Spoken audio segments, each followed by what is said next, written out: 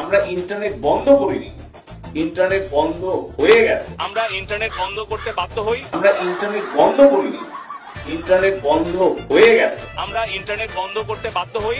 রাত 9টায় আমরা ইন্টারনেট বন্ধ করিনি, ইন্টারনেট বন্ধ হয়ে গেছে। ভাইয়া আন্ডার রেমিটেন্স বন্ধ করি নাই, বন্ধ হয়ে গেছে। কেমনে কইলে বিশ্বাস করবেন? আপনার বউটার কসম দিয়ে কই, আন্ডার রেমিটেন্স বন্ধ করি নাই, ইচ্ছা করি বন্ধ হয়ে গেছে। ইন্টারনেট বন্ধের প্রভাব সবচেয়ে বেশি পড়েছে প্রবাসী আয়ে।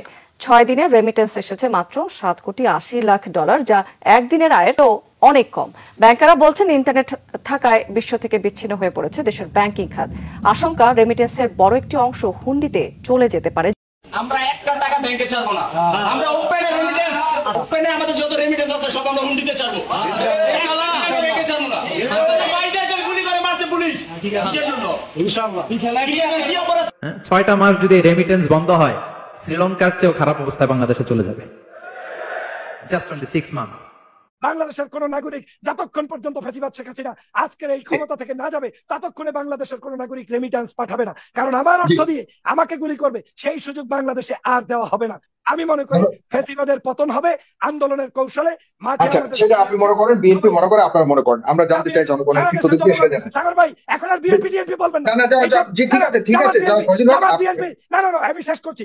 জামাত বিএনপি অমুক তমুক আর নাম নেওয়ার সুযোগ নাই। এখন বাংলাদেশকে রক্ষা করতে হবে। এখন যুদ্ধ চলছে, এই যুদ্ধে সমগ্র দল মত জাতি ধর্ম নির্বিশেষে আপনি কোন নেতার হুকুমের অপেক্ষায় না বসে আপনি বাংলাদেশের নাগরিক, আপনার মতো করে আপনি যুদ্ধে ঝাঁপিয়ে পড়বেন।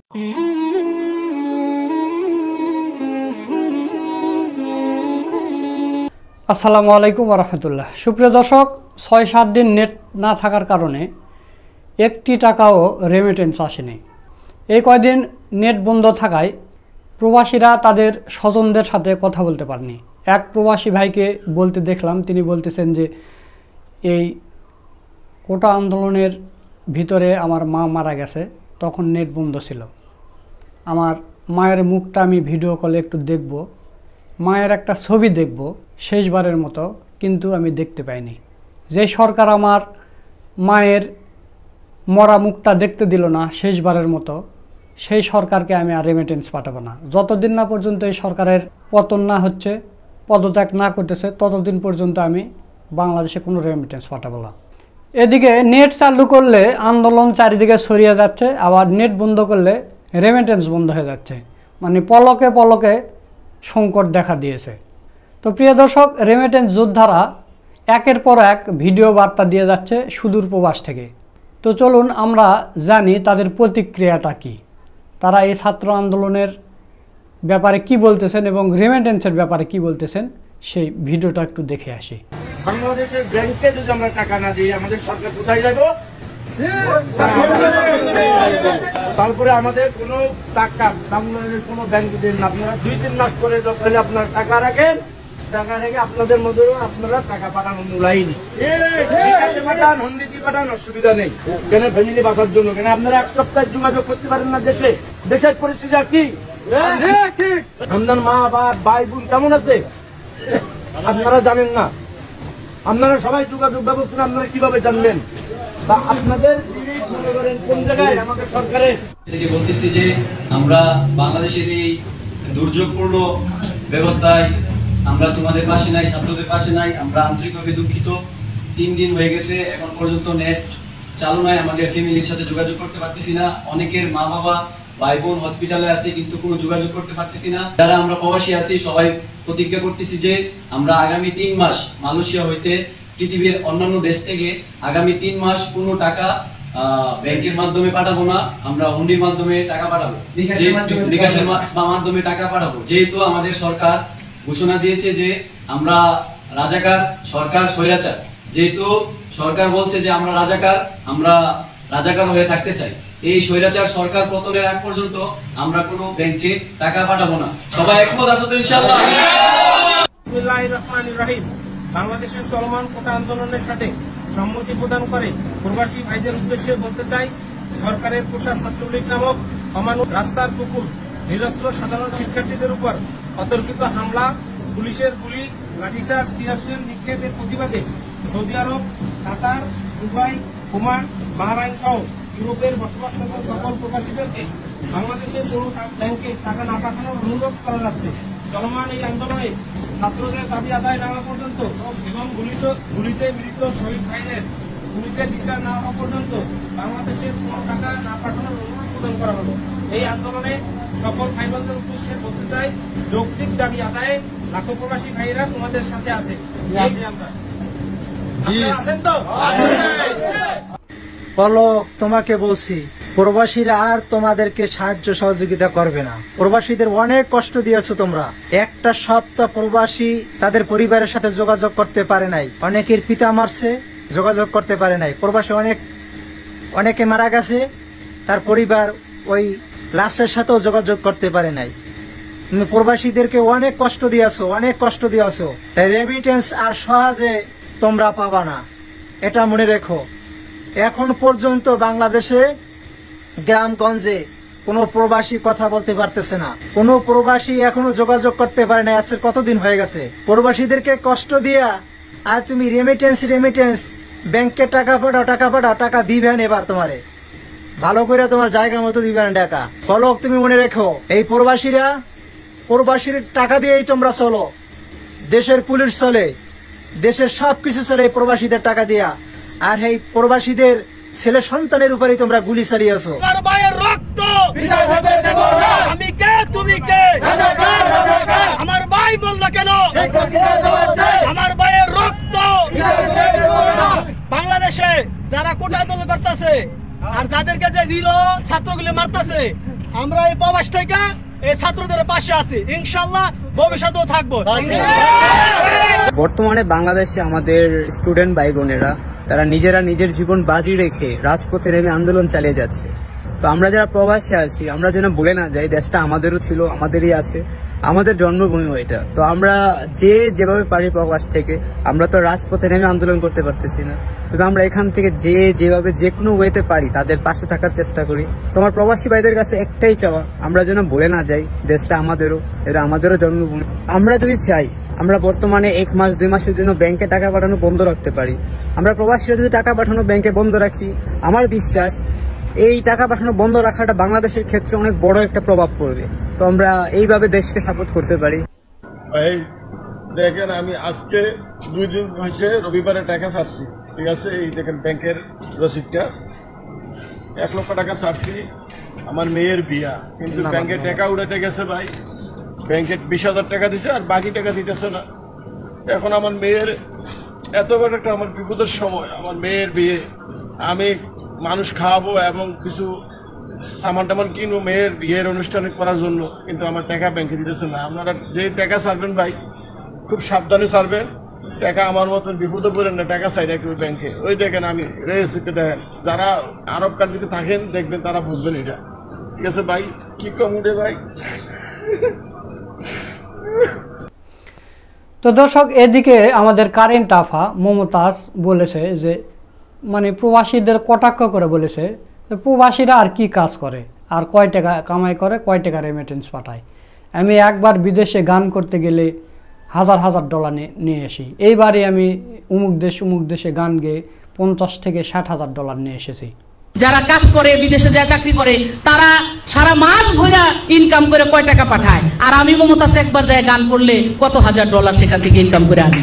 হ্যাঁ, এখনো যে আমি 2 বার এর মধ্যে কানাডায় প্রোগ্রাম করে আসছি, আমি বাংলাদেশে কম করে হইলো $50,000 থেকে $60,000 কিন্তু আমি ইনকাম করে নিয়ে আসছি।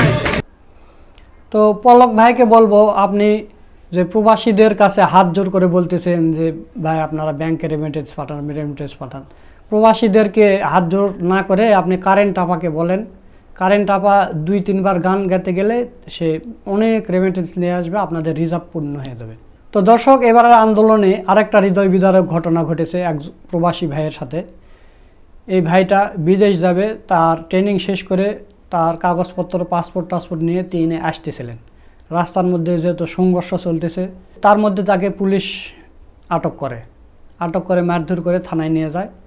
পরে সে থানা থেকে পরিবারের কাছে ফোন দেয়, 40,000 টাকা সে তাকে ছেড়ে দেওয়ার অঙ্গীকার করে পুলিশ। তো পরবর্তীতে দেখা গেল তার ওই প্রবাসী ভাইয়ের কাগজপাতি এবং পাসপোর্ট সব ছিঁড়ে ফেলে দিছে, দিয়ে বলতেছে যে না তুই আন্দোলন করতে আসছিস। তো পরবর্তীতে যখন এই প্রবাসীর স্ত্রী এবং তার মা থানাতে নিতে যায়, সেখানেও নাকি ওই বৃদ্ধ মহিলাকে লাঠির বাড়ি মারে পুলিশ। পরে আবার ফোন দিয়ে বলছে যে আমাকে পুলিশ অ্যারেস্ট করছে, আমার হাতে আমার পাসপোর্ট ছিঁড়ে ফেলছে, পাসপোর্ট টিকিট থাকা সত্ত্বেও আমাকে রাস্তায় ফেলে পিটিয়ে আমার হাত ভেঙে ফেলছে। এই কথা শুনে আমরা আসছি, আসার পরে থানা আমাদেরকে কোনোভাবে দেখা সাক্ষাৎ করতে দেয়নি। উত্তরা পূর্ব থানা 3টার দিকে একবার গিয়েছিলাম বিকালে, আবার রাত্রে 9:30টার দিকে গিয়েছি, আবার রাতে 1:30 বাজে গিয়েছি। যাওয়ার পরে তারা কোনোভাবে দেখা সাক্ষাৎ করতে দেয়নি, আবার বলছে 40,000 টাকা নিয়ে থানায় যাওয়ার জন্য। ঠিক আছে, 40,000 টাকা হলে তারা ছেড়ে দিবে সকালে। আমরা টাকা নিয়ে থানায় যাওয়া সত্ত্বেও আমাদেরকে কোনোভাবে অ্যালাউ করা হয় নাই। প্লাস আমার শাশুড়িকে, সে তো সঙ্গে এখন এখানে নাই, এমন বাড়ি দিচ্ছে এইখান থেকে এই পর্যন্ত তার একবার জখম হয়ে গেছে পুলিশ।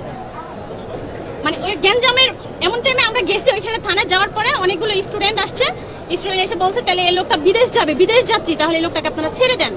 এই মুহূর্তেই কে বা কারা জানি পাটকেল ঢিলা মারছে, ঢিলা মারার পরে সে আমার শাশুড়ির বাড়ি মারছে, বাড়িতে আমার শাশুড়ির এই পাশে পর্যন্ত লাগছে পুলিশ।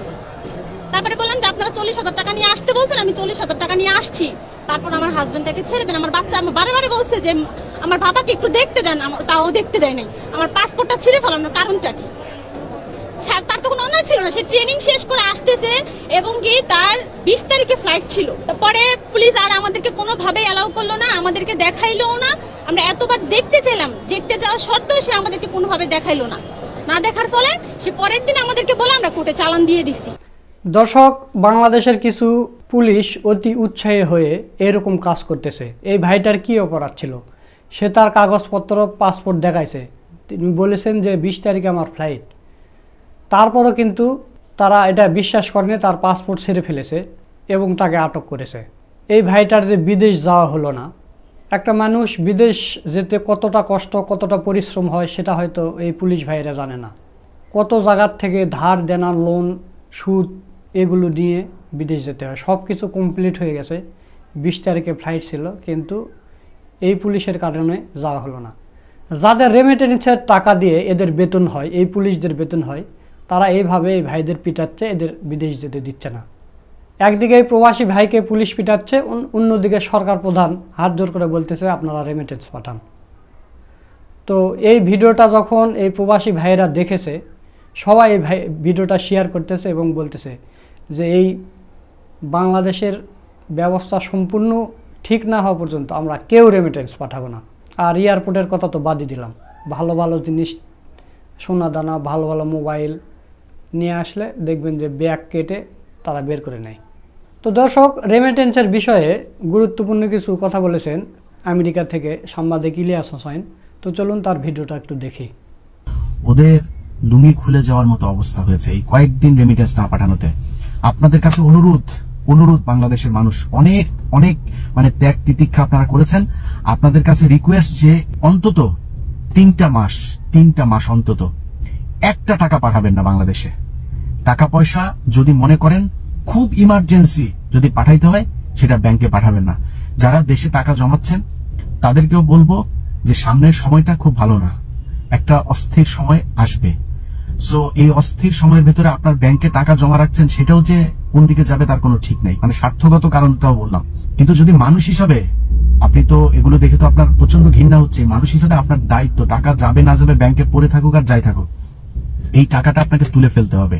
কারণ আপনি যেই টাকাটা ব্যাংকে জমা করে রেখেছেন, এই ব্যাংক থেকে এই যে সামনে 1 তারিখ আসতেছে না, এই টাকা থেকেই এই পুলিশদের, এই শুয়োর ছানাদেরকে বেতন দিবে, এই বিজিবি সেনাবাহিনীর এই শুয়োর ছানাদেরকে বেতন দেওয়া হবে। সো আপনাদের টাকাগুলো ব্যাংক থেকে তুলে নেবেন। যারা বিদেশ থেকে টাকা পাঠাচ্ছেন, আল্লাহর ওয়াস্তে বাইরে জমা করেন।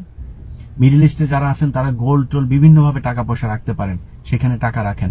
পরিবারকে বলেন ধার দেনা করে যেভাবেই হোক 3টা মাস চলতে। আপনার একটা টাকা যদি আপনি ব্যাংকিং চ্যানেলে বাংলাদেশে যদি পাঠান, এবং হুন্ডিতেও পাঠানো যাবে না, হুন্ডিতেও তারা কোনো না কোনো ভাবে এটা সুবিধা সে আওয়ামী লীগের লোকজন নেয়।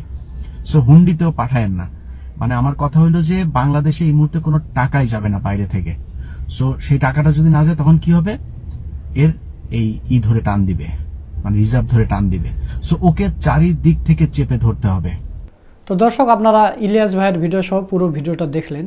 তো সরকার প্রধানকে বলতে চাই, আপনি শিক্ষার্থীদের বিরুদ্ধে গিয়ে, প্রবাসীদের বিরুদ্ধে গিয়ে এবং বাংলাদেশের সাধারণ জনগণের বিরুদ্ধে গিয়ে টিকে থাকতে পারবেন না। তাই আপনার এখন উচিত হবে শিক্ষার্থীরা যে দাবিগুলো করেছে সেই দাবিগুলো মেনে নেওয়া, তাহলে আপনি টিকে থাকতে পারবেন। তাছাড়া হয়তো ক্ষমতার জোরে প্রশাসন দিয়ে হয়তো আপনি টিকে থাকতে পারবেন, কিন্তু সেটা হয়তো দীর্ঘস্থায়ী হবে না। তো এই কথা বলে আজকের ভিডিও এখানে শেষ করছি। ভিডিওটা যদি ভালো লাগে শেয়ার করবেন, লাইক করবেন। সকলকে ধন্যবাদ। আসসালামু আলাইকুম ওয়া রাহমাতুল্লাহ।